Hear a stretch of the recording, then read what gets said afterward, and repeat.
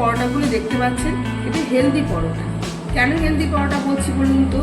বাচ্চারা তো অনেক সময় অনেক সবজি খেতে চায় না। এই পরোটার ভিতরে যে সবজিগুলো দেওয়া আছে সেগুলো বাচ্চারা বুঝতেই পারবে না। চলুন তাহলে দেখে নেওয়া যাক কি করে বানাতে হয়। প্রথমে বাঁধাকপি কুচিয়ে দিচ্ছি।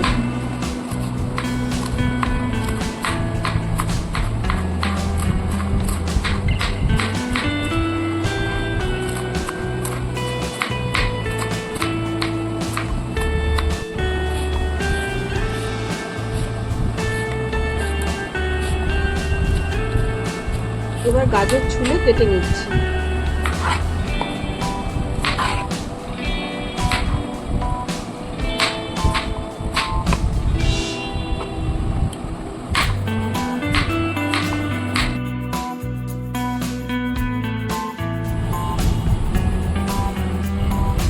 আমি গাজরটাকে গ্রেট করে নিয়েছি, পনিরটাকে গ্রেট করেছি, আর বাঁধাকপিটা সেদ্ধ করে নিয়েছি, আর একটা বড় আলু হাফ আলু নিয়েছি।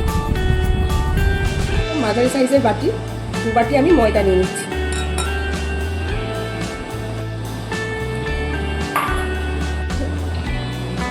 ছোট চামচের 1 চামচ চিনি নিলাম, ওই একই চামচের হাফ চামচ নুন নিলাম।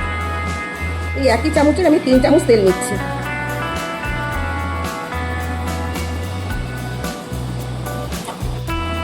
আমি এবার ময়দাটাকে পুরোটাই ময়ম দিয়ে নিচ্ছি।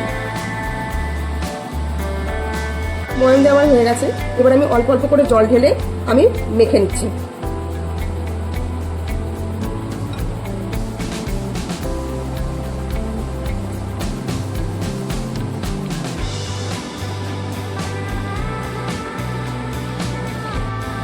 ময়ম দেওয়া হয়ে গেছে, এবার আমি প্লেটটা দিয়ে ঢেকে রাখছি। ততক্ষণে আমি পুরটা বানিয়ে নিচ্ছি।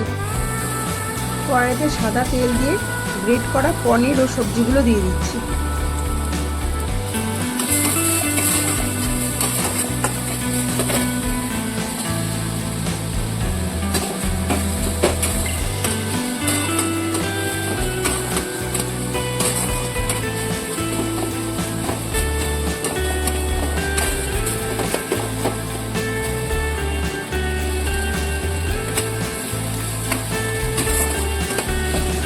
ভালোভাবে নেড়ে নিচ্ছি।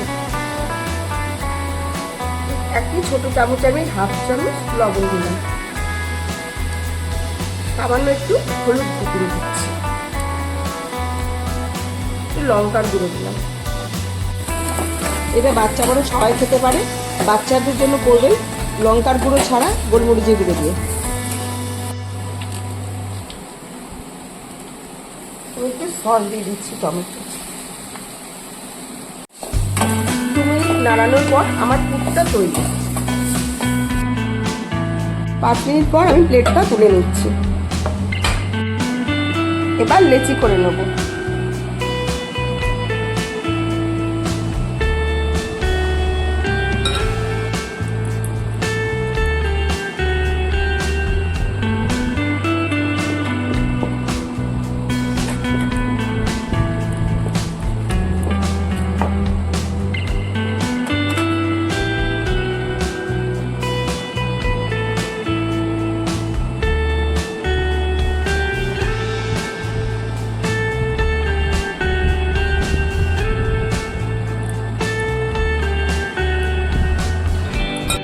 পুর ভরা লেচিগুলো আমি পরোটার আকারে বেলে নিচ্ছি।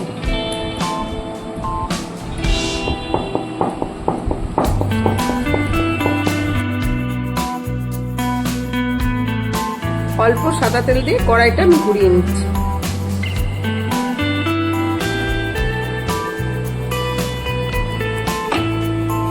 পরোটাটা তেলের মধ্যে ছেড়ে দিলাম।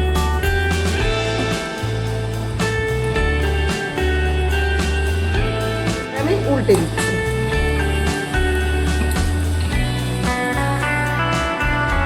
একই পদ্ধতিতে আমি সব পরোটাগুলো ভেজে নিচ্ছি।